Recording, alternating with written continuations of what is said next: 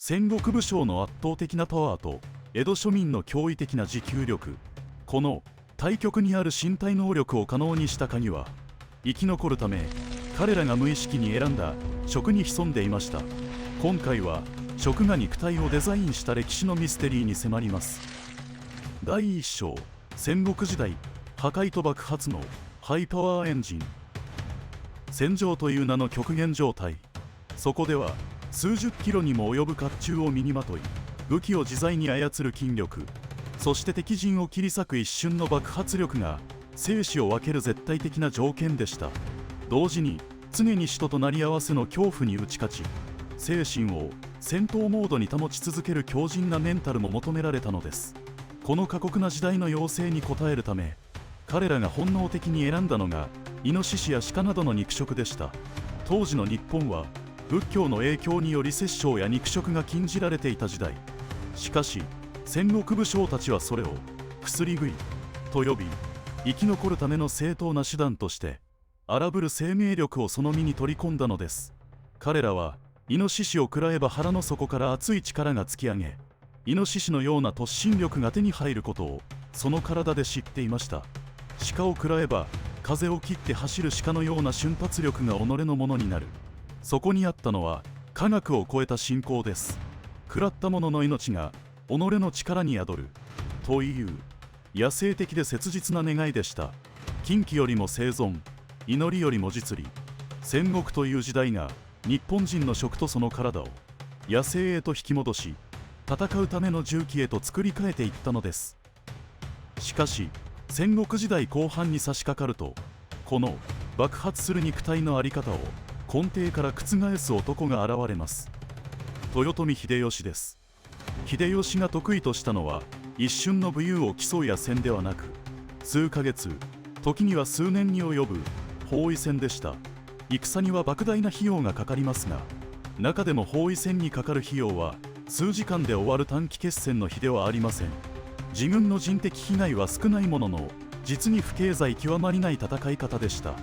ではなぜ秀吉はあえてこの戦法を選んだのでしょうか。秀吉にとって兵士は戦った後に天下を治めるための貴重な労働力です。力攻めをすれば自分の優秀な武将や兵士が数多く命を落とします。時間をかけてでも無傷で勝つことが組織運営において最も合理的でした。また城や城下町を焼き払って勝っても、その後の統治に多大な再建費用がかかります。包囲戦で降伏させれば、城も町もそこに住む領民の生産能力もそのまま手に入るのです。これは現代でいう企業買収で相手の資産価値を下げずに手に入れる手法と同じです。激しく戦って相手を殺し尽くせば、生き残った者の恨みを買い、戦後の統治が不安定になります。上によって戦意をそぎ、命は助けるという条件で降伏させれば、敵の武将や兵を自分の配下に組み込むことができます。秀吉に囲まれたら最後絶対に逃げられないという絶望感を与えることで、他の大名たちが戦う前に戦意を喪失するように仕向けました。一度包囲戦で勝つ実績を作れば、次からは戦わずに交渉だけで勝てるようになり、結果としてトータルの戦争コストを下げることができたのです。そしてこの終わりの見えない長期戦を支えるために、秀吉が断行したのが兵農分離であり、その総仕上げが刀狩りでした。これはまさに一石二鳥の巧妙な戦略です。戦国時代の軍勢の大部分は普段は農業を営む足軽でした。そのため戦は農業の妨げにならない農閑期に行うのが一般的だったのです。秀吉は農民を生産の専門家として田畑に専念させることで、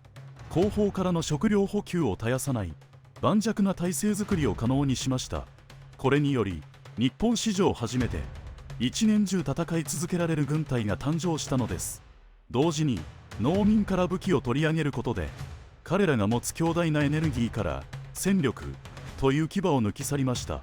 秀吉は彼らの底知れない持久力が自分に向けられるリスクを封じ込め、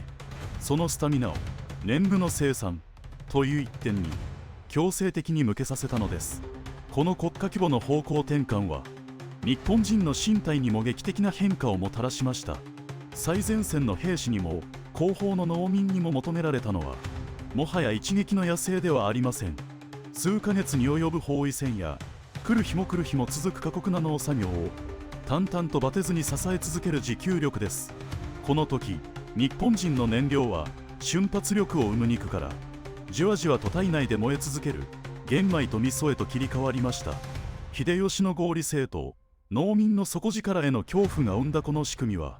日本人の身体を破壊の重機から持続型の肉体へと変貌させたのです。第2章、江戸時代、持続と効率の究極のエコシステム。戦乱の世が終わり、次に訪れたのは200年以上にわたる太平の世の中。この時代に力を発揮したのは戦国の爆発力ではなく驚異的な持続の力でした。参勤交代や物流の拡大、そして夜明けから日没まで続く農作業、車も機械もない時代に人々の暮らしを支えたのは一日に数十キロを淡々と歩き続けるしなやかな肉体でした。この膨大なエネルギー需要を支えたのが玄米、味噌、漬物を基本とした一汁一菜の食生活です。当時の人々が肉や油を好まなかったのは単に質素ぜとしたからだけではありません。その方が体が軽く長く動ける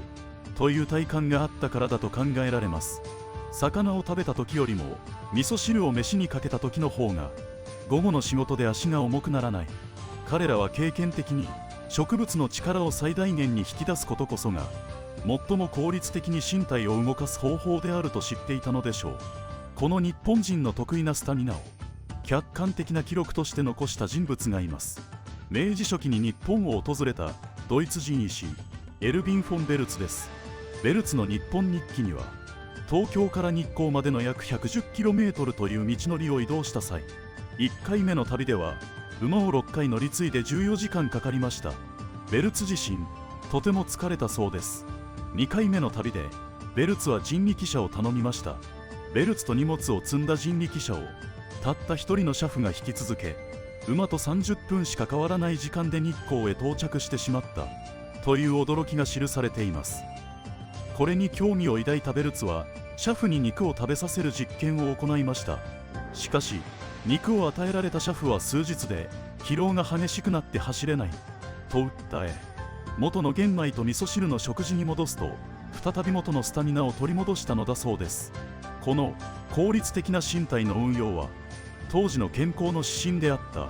貝原駅県の養生訓にも通じます。珍味加工も多く食えば火を痛め短命の元となる。贅沢な食事で消化に余計なエネルギーを割くことを避け、その余力をすべて動くための力に回す。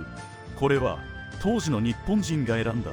極めて合理的な生存戦略だったと言えるかもしれません。現代の栄養学で見れば